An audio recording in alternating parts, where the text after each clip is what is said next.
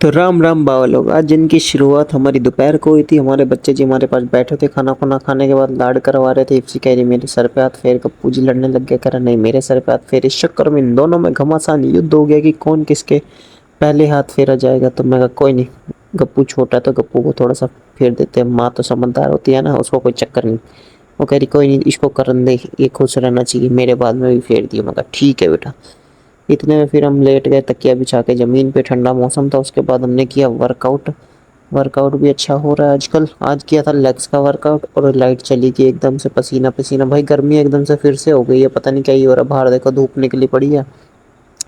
फिर क्या था जी, भूख वूख लग रही थी, मैंने दोपहर का खाना नहीं खाया था तो रात को और शाम को खाने लगा। ये देखो रोटी थोड़ी जल गई थी, इसी को मैंने खाया। मैं कहा चलो वेस्ट थोड़ी करनी है।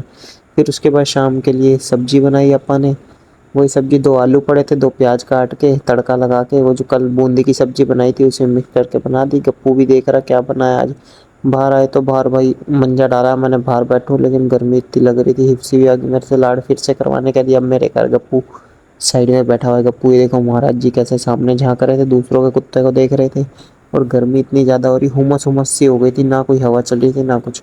इतना गप्पू को नीचे कोई आया तो गप्पू पता नहीं भौंकने लग गए, पागल हो जाता। और मैं खाना खाने बैठ गया। इनको खाना खिलाने के बाद लेट हो गया था। खाना खाने लेट नहीं, सॉरी 9:15 के आसपास था। फिर उसके बाद इनको ले गए घुमाने के लिए, जो कि बहुत ज़रूरी है। और यहाँ गली सुनसान हो रखी थी, कोई भी नहीं था। इतने में माँ के बाहर की तरफ, बाहर थोड़ी देर बैठ गए। इनको आधा घंटा बिठा के ना, घुमा घुमू के 2-3 चक्कर कटा के बिठा लो, फिर खुश हो जाते हैं। तो थोड़ी देर बैठा रहा मैं भी।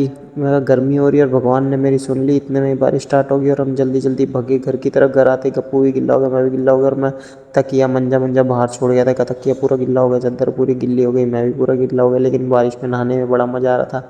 गप्पू और रिफ्सी तो गिल्ले हो ही गए थे दोनों भी। फिर मैंने क्या करा जी, बाहर आके थोड़ा सा नहाया। मैं कहा थोड़ा सा गिल्ला हो गया, थोड़ा और हो जाता। उसके बाद नहा धो के देखो शक्ल ऐसी हो गई, कपड़े गिल्ले हो गए थे। देखो हिप्सी गिल्ली पड़ी, गप्पू भी गिल्ला पड़ा सॉरी।